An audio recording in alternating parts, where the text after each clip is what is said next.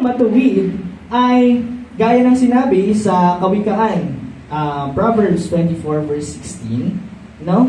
Bumabangon uli. Sabi, sapagkat ang matuwid ay nabubuhay na makapito at bumabangon uli. No? Hindi lang isang beses, hindi lang 3, 5, 6, kundi 7 beses. At babangon uli, no? Sa kabila ng pagkadapa. So ang matuwid ay may kakayahang bumangon muli at ito ay dahil sa biyaya ng Panginoon. Ayan. May biyaya po ba tayo ng Panginoon? Amen. Naisin natin na ang Panginoon ay laging suma sa atin upang tayo ay may lakas na bumangon kahit ano pang pagkadapa ang ating maranasan. So ang ating pagkadapa ay hindi dahil sa ang ating pagbangon ay hindi dahil sa sariling lakas natin, bagkus sa lakas na ibinibigay ng Panginoon, sa biyaya ng Panginoon. Ayan, mga panaghoy or Lamentations chapter 3 verse 22 to 23. Sabi dito, sa mga kaawaan nga ng Panginoon ay hindi tayo nalipol, sapagkat ang kanyang mga habag ay hindi nauubos.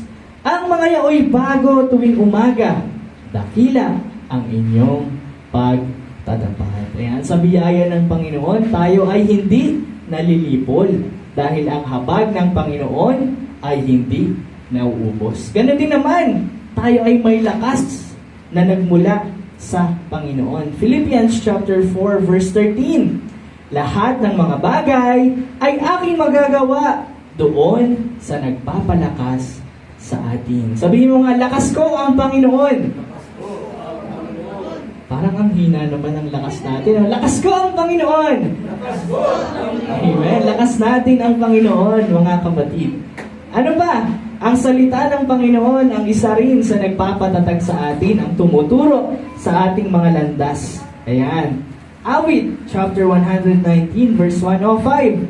Ang salita mo'y ilawan sa aking mga paa at liwanag sa aking landas. So, tinuturo ng Panginoon ang ating mga landas dahil ang Panginoon ang ilaw na sinusundan natin kahit na madilim ang mundo na ating ginagalawan. Dahil ang Panginoon nga ang siyang liwanag at sa ating mga landas. Ayan.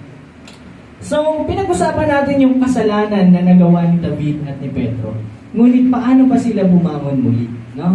Ito nga, kung babalikan natin si David, na muli siya nga ay nagkasala sa Panginoon at kay Bathsheba nang ipapatay niya si Urias na asawa nga ni Bathsheba. No? Ang verse po na makikita natin kung paano nagmakaawa si David ay mababasa natin sa Psalms 51 verse 1. Sabi niya dito, maawa ka sa akin, O Diyos, ayon sa iyong kagandahang loob, ayon sa karamihan ng iyong malumanay na mga kaawaan, ay pinawi mo ang aking mga pagsalangsang. So dito, mga kapatid, makikita natin ang matinding paghingi ng pagpapatawad ni David sa Panginoon dahil sa kanyang nagawa.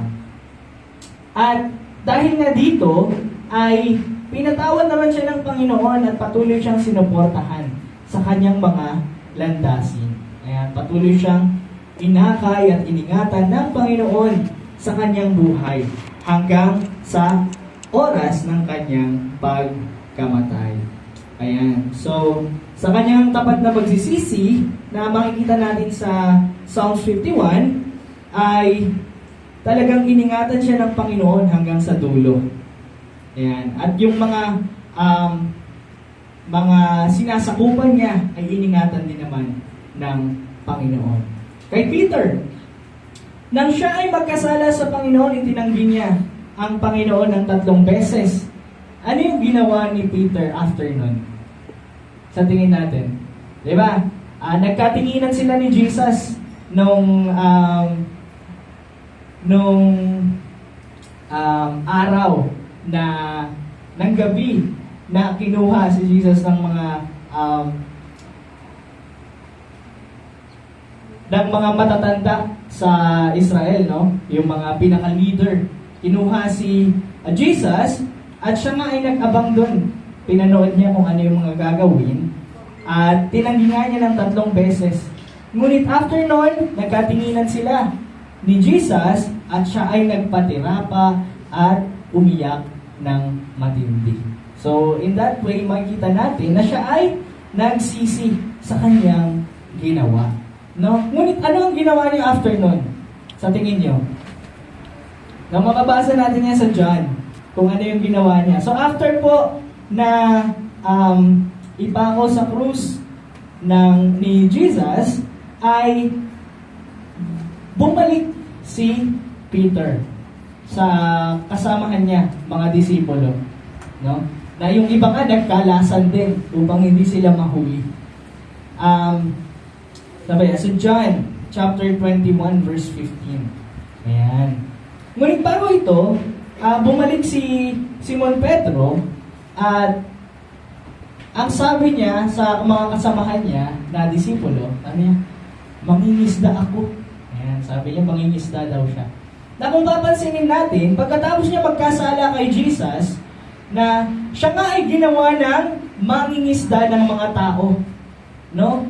Ngunit nang siya ay nagkasala kay Jesus, siya ay babalik sa kanyang nakasanayan. Babalik siya sa kung saan siya magaling. No?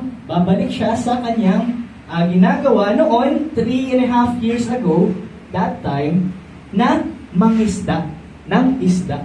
No? Hindi mangisda ng tao, bagkus mangisda muli ng isda. At ano ang nangyari? No? Pumalaot siya kasama yung mga ibang disipulo. No? Maaaring kasama rin si Matthew doon. No? Si Matthew, ano ba ang trabaho ni Matthew? Si Matthew po ay hindi mangingisda. No? Para siyang sa PIR, tama? Siya ay nagkokolekta ng buwis. Anong gagawin ni Matthew doon? Mangingisda rin siya, hindi naman siya marunong mangisda. No? So, ngunit si Peter po ay isa talagang magaling na mangingisda. Talagang, ito yung nakagista niyang gawain. Kaya sabi niya, babalik na lang ako na mangisda.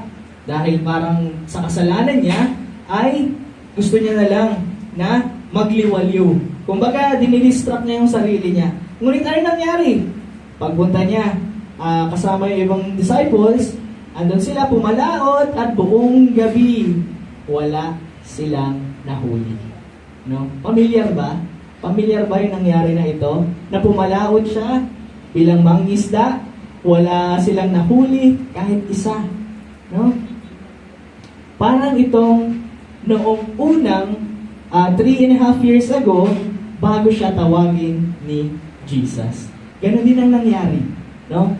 Kung ano ang unang miracle na ginawa ng Panginoong Yesus sa buhay niya, yun din ang nangyayari sa huli, no? Sa panahon na ito. Na wala silang mahuli at bumalik sila sa dalampasigan ng walang nahuli kahit isang isda at meron silang nakitang tao no, na nagsalita. Sabi, may nahuli ba kayo? No, parang ganon. May nahuli ba kayo? Sabi nila, wala kami nahuli. Sabi naman nung nakita nila doon sa may dalampasigan, sabi niya, sige, pumalaot ulit kayo at ihagis nyo sa banda rito yung lambat nyo. No? Ang ganun talaga na-reenact kung ano yung unang miracle na ginawa ng Panginoong Yesus sa kanya. Hinagis naman nila sa kabilang side kung saan tinuro ni Jesus. Hindi nila alam na si Jesus ito.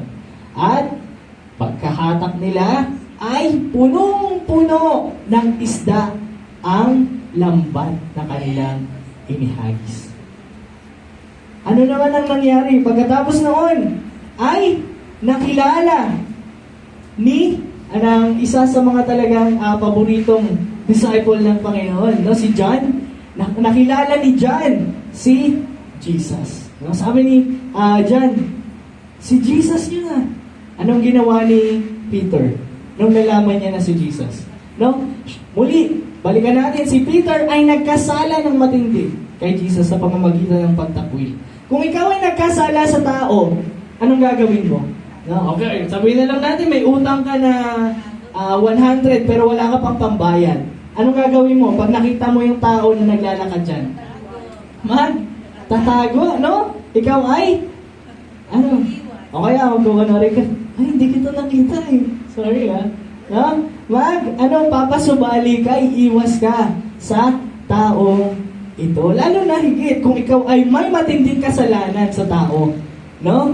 Ngunit ano ang ginawa ni Pedro? Ano ang ginawa ni Pedro? Tumakbo ba siya palayo? No? Ano ang ginawa niya? Siya ay, dahil siya ay nakahubad, nangisda sila, nagsuot agad siya ng damit, at tumalon sa kanilang bangka at lumangoy papunta sa dalampasigan patungo kay Jesus. So kitang-kita natin yung reaksyon na ginawa ni Peter. Ibig siya ay lumayo sa Panginoon dahil siya ay nagkasala. Siya ay lumapit sa Panginoong Jesus dahil siya ay nagkasala. Malaki yung pagkakaiba niyan, mga kapatid. Lalo sa ating mga buhay, no? Sa mga panahon na tayo ay nadarapa, tayo ba ay lumalayo sa Panginoon? O tayo ba ay lumalapit sa Panginoon? Dapat nating i-differentiate ito, no? Lalo sa ating mga buhay. Dahil ang buhay natin ay pansamantala lamang, no? Ano ba ang gagawin mo dyan sa pansamantalang buhay na yan? Ikaw ba ay lalayo sa Panginoon? O ikaw ba ay lalapit sa Panginoon? So, tandaan natin yan, mga kapatid. At dahil nga dito, makikita natin yung katatagan. No? Meron pa pala kay Peter. Na after niyang mangyari ito, after niyang ma-meet si Jesus ulit, so tinanong siya ng 3 beses ng Panginoon, mahal mo ba ako? No, 3 beses din niya itong sinagot. Na gaya ng pagtakwil niya ng 3 beses, ay 3 beses din niyang sinabi at inamin sa Panginoon na mahal niya ang Panginoon. And after that, si Peter po ay naging isa sa kauna-unahang naging haligi ng simbahan na itinayo sa Israel. Ayan, siya po ay kauna-unahang pastor, kumbaga, na nagbahagi ng miracles at ng pagkabuhay na maguli ng Panginoong Jesus. So ginamit siya, patuloy siyang ginamit ng Panginoon. Sabi ng Panginoon, hindi ka karapat dapat na mangisda ng isda. Ikaw ay magpatuloy na mag-serve sa akin. Ikaw ay maging mangingisda ng mga tao. Ayan. At siya ay ang sermon niya, no, sa napakaraming tao, ang pinakaunang sermon na kanyang ginawa. So tayo rin naman ay gagamitin ng Panginoon. Basta patuloy po tayong lalapit sa Kanya kahit tayo ay nadarapa. Sabi mo nga, babangon ako. Ayan, babangon tayo sa tulong ng Panginoon at patuloy tayong magsaserve sa Panginoon sa kung anong paraan ang ibinibigay sa atin ng Panginoon. Dahil tayo naman ay may iba't ibang trabaho, no? Bilang mga Kristiyano. Ayan. So, pangatlong bagay na dapat nating tandaan